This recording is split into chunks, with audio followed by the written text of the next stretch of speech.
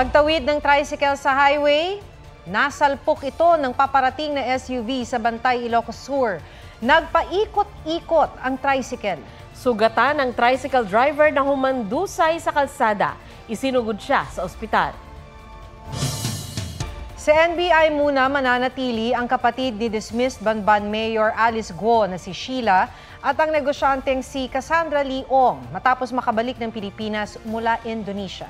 Hinarang ng Indonesian authorities ang dalawa nang papaalis na sana patungong Singapore. By report si John Consulta. Mag-aalas 5 ng hapon nang lumapag sa NAIA Terminal 1 ang eroplanong nagdala kina Sheila Guo, kapatid ni dismissed Mayor Alice Guo at Cassandra Leong na isa sa mga incorporators ng sinalakay na Pogo Hub sa Porac, Pampanga.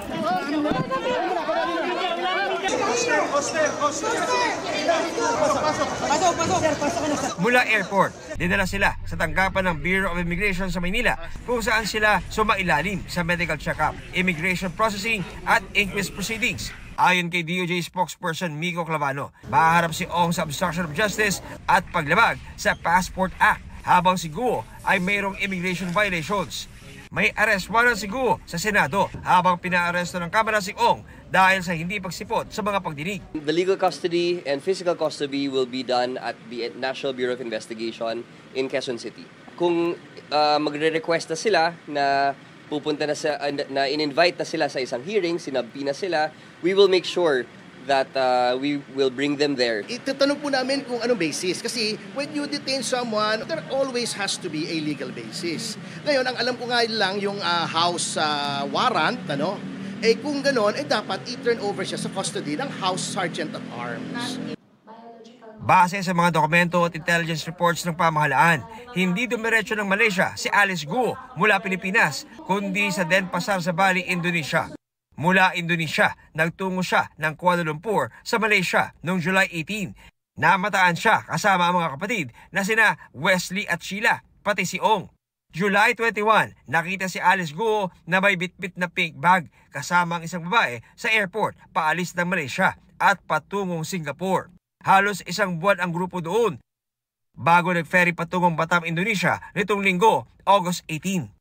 August 20, nakuha na ng litrato ng Indonesian Immigration sina Cassandra at Sheila sa isang parking lot. Papaalis na sana ng Indonesia ang dalawa nung araw ding yun patungong Singapore nang harangin sila ng Indonesian authorities.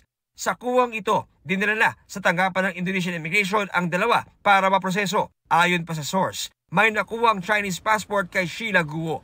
Ang tanong ngayon, nasaan ang dating alkalde at kanyang kapatid na lalaki? Si Wesley Guo ay nasa ibang bansa na raw po, kung saang bansa undisclosed pa po ito. Ngayon, si Alice Leal Guo ay hindi nila namataan kahapon hanggang kanina doon sa Batam, Indonesia. Pero wala rin silang sinabi na nakalabas na po ito ng bansa. John Consulta, nagbabalita para sa GMA Integrated News. Hindi raw maaaring basta kanselahin ang passport ni Alice Guo at ng kapatid niyang si Wesley kahit pa sa maling paraan ito nakuha. Sabi ni Justice Secretary Jesus Crispin Remulla, kung kanselado ang passport, paano pa may bibiyahe pabalik ng bansa si Guo? Kakailanganin pa raw mag-issue ng travel document na maaaring ituring na admission na sila ay Filipino citizens. Ang pagsasama naman abroad ni Alice Guo at ng representative ng Lucky South 99 na si Cassandra Leong, tila patunay raw ng koneksyon ng naturang Pogo sa Porac, Pampanga sa Pogo sa Bamban, Tarlac. Inimbitahan ng House Quad Committee si dating Pangulong Rodrigo Duterte para sagutin ang pagdawit sa kanya sa pagpatay sa 3 Chinese drug lord sa kulungan noong 2016. Isinasangkot siya ng preso na umamin sa pagpatay. By report si June Veneracion. Sa pagdinig ng House of Representatives Quad Committee, idinawit si dating Pangulong Rodrigo Duterte sa pagpatay sa 3 Chinese drug lord sa Davao Penal and Prison Farm na sina Chu Quintong alias Tony Lim, Lilan Yan alias Jackson Lee, at Womeng Pin alias Wang Mingping.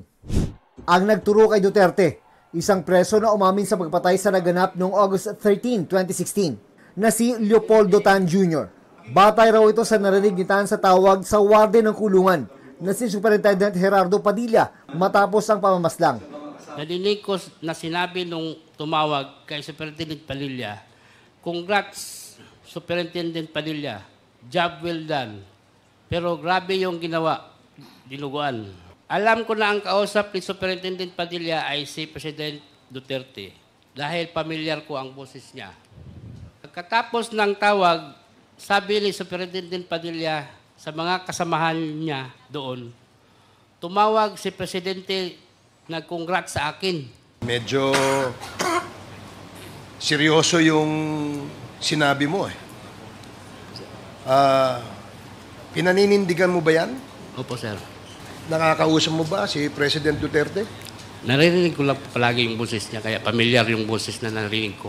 Naka-speakerphone ba?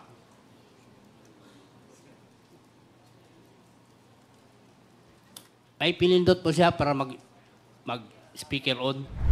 Ayon kay Tan, kinontrata siya noong July 2016 nang dalawin siya sa kulungan ng high school classmate niyang si SPO4 Arthur Narsolis.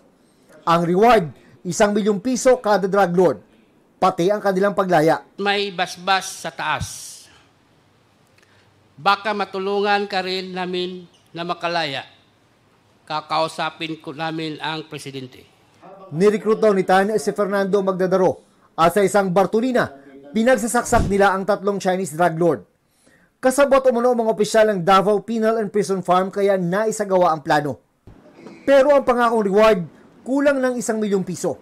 Hindi namin yung pinangakong paglaya naman, pero hanggang ngayon, kami pa rin ay nasa loob ng kulungan. Yan daw ang nagtulak kina Tan at Magdadaro na ikanta ang kanilang nalalaman. Ang pulis sa kumontrata kay Tan na si Narsolis, tauhan ng nooy CIDG 11 Regional Chief na si Colonel Edelberto Leonardo at Lieutenant Colonel Royina Garma. Si Colonel Leonardo, opisyal na ngayon ng National Police Commission. Si Lieutenant Colonel Garma, PCSO General Manager ng Administrasyong Duterte. Ang warden naman ng Davao Penal and Prison Farm na si Padilla ay nasa active service pa rin sa Bureau of Corrections. Ipapatawag sila sa susunod na hearing. Inimbitahan din si dating Pangulong Duterte. Sinisika pa ng GMA Integrated News na kunan ang kanilang panig. June Veneracion nagbabalita para sa GMA Integrated News. 24 oras na nakadetene sa kamera si dating presidential spokesperson Harry Roque matapos ma-cite in contempt. Dahil yan sa pagsisinungaling umano sa House Quad Committee kaugnay sa hindi pagdalo noong August 16 sa pagdinig kaugnay sa Pogo at Duterte War on Drugs. Ang dahilan ni Roque, may hearing siya sa Manila Regional Trial Court. Pero batay sa nakuhang court certification ni Kabayan Party List Representative Ron Salo, walang hearing si Roque noong August 16. August 15 daw humarap sa korte si Roque. Giit ni Roque, hindi siya nagsisinungaling at tinawag niya itong honest mistake. Sarado raw ang Kongreso tuwing Biyernes kaya inakala niyang August 15, Huwebes, ang pagdinig tulad noong nakaraang mga pagdinig ng Kamara.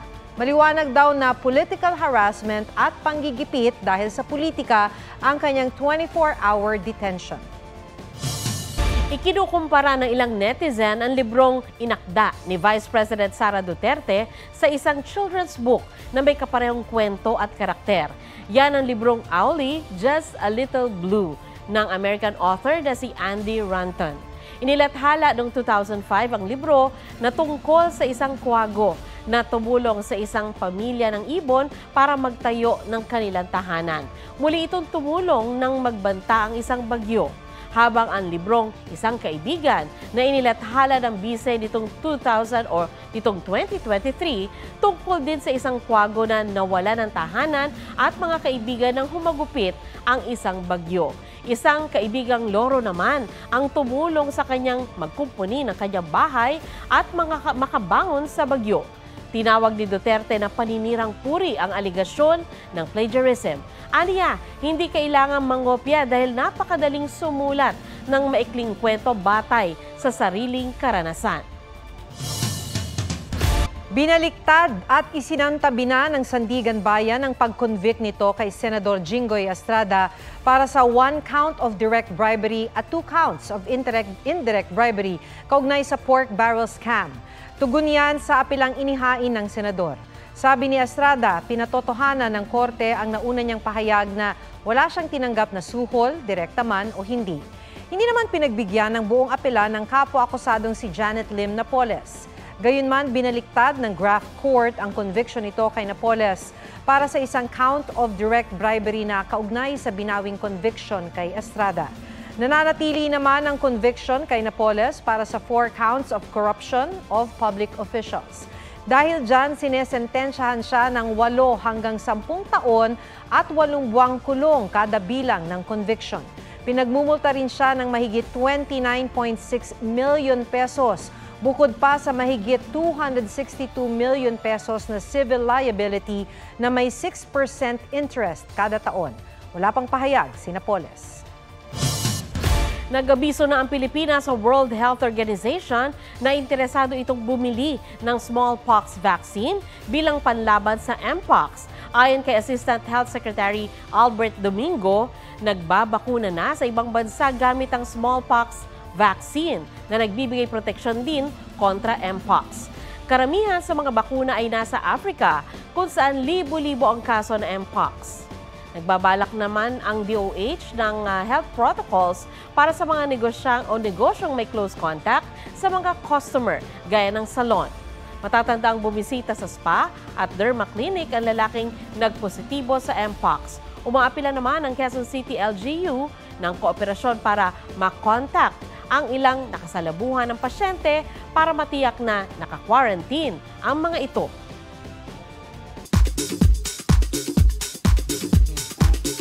Pulang araw star Dennis Trillo, muntik nga bang mapaiyak ng anak na si Dylan? Wow! Iyak na si Papa. Ang cover kasi ng video games ni Daddy Dennis, napunit ni Baby Dylan. Pero after a kiss from Dylan, okay lang naman daw. Maybe this time dance craze, hindi rin pinalampas ni Dennis Trillo. Sabay sa paghataw ng Kapuso Drama King, ang Maybe This Time version ng misis niyang si Jeneline Mercado na natutulog sa video. Miguel Tan Felix at Andrea Torres nagkailangan sa pagtatambal sa magpakailanman. Gaganap si Andrea na teacher na makakarelasyon ang karakter ni Miguel na 17 years old lang. Challenging daw ang ilang intimate scenes, lalo't mag-ate ang turing nila sa isa't isa in real life. Jungkook ng BTS may pasilip sa trailer ng kanyang I Am Still documentary. Aubrey Carampel nagbabalita para sa GMA Integrated News. Huwag magpahuli sa mga balitang dapat ninyong malaman. Mag-subscribe sa GMA Integrated News sa YouTube. Sa mga kapuso abroad, subaybayan nyo kami sa GMA Pinoy TV at sa www.gmanews.tv.